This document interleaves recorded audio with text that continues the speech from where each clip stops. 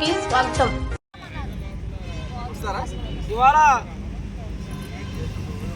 గత సాయంత్రం 8 గంటల ప్రాంతంలో ఆత్మకూరుకు సంబంధించినటువంటి దళిత యువతి అనూష అనేటువంటి 23 ఏళ్ల మహిళ ఇన్ఫెక్షన్ తోటి బాధపడుతూ మెడికవర్ హాస్పిటల్లో జాయిన్ అవడం జరిగింది.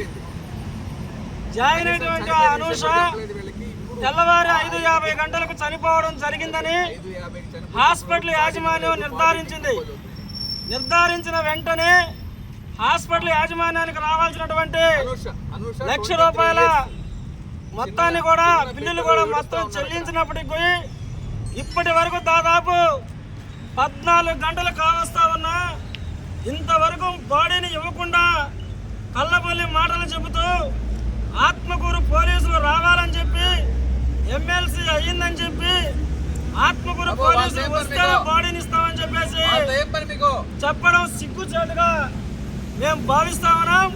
ఇప్పటికైనా మెడికవర్ యాజమాన్యం కళ్ళు తెరవాలి, దళితులతో ఆడుకోవడం మానుకోవాలి. తక్షణం ఆ కుటుంబ సభ్యులకు బాడీని అప్పచెప్పకపోతే పరిణామాలు తీవ్రంగా ఉంటాయని చెప్పేసి భారత కమ్యూనిస్టు పార్టీ సిపిఐగా హెచ్చరిస్తా ఉన్నాం. ఇవాళ పోలీసులు కూడా ఒకటే విజ్ఞప్తి చేస్తా ఉన్నాం. పోలీసులు వచ్చారు.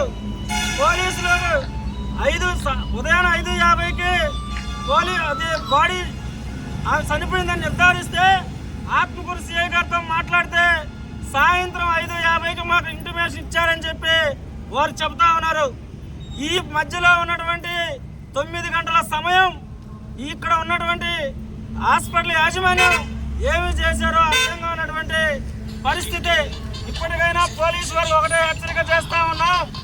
రాత్రి చేరినటువంటి బాడీకి ఎమ్మెల్సీ కాలేదు, ఎమ్మెల్సీ అయ్యిందని చెప్పేసి పోలీసులకే బాడీని అప్పచెప్పాలని చెప్పేసి కళ్ళబొల్లి మాటలు చెబుతా ఉన్నారు. గతంలో ఈ హాస్పిటల్కి సింహపురి హాస్పిటల్గా ఉన్నప్పుడు ఒక చరిత్ర ఉంది. గిరిజన యువకుడు ఇక్కడ చేరితే అతని అవయవాలు మొత్తం తీసేసుకొని ఇదే విధంగా నానా హింసలు పెట్టి వాళ్ళని ఇబ్బంది పెట్టి ఇప్పుడు దీన్ని మార్చుకున్నటువంటి పరిస్థితిని మనం చూస్తా ఉన్నాం. ఇప్పటికైనా ఈ యాజమాన్యం తక్షణం బాడీని ఇవ్వాలని కోరుతా ఉన్నాం. బాడీ కూడా వాళ్ళ కుటుంబ సభ్యులకి ఇవ్వాలని చెప్పేసి మేము విజ్ఞప్తి చేస్తా ఉన్నాం.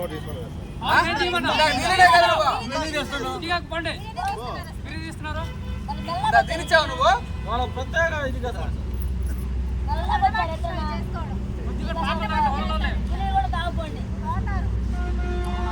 ఇవ్వాలి మా బాడీని వెంటనే.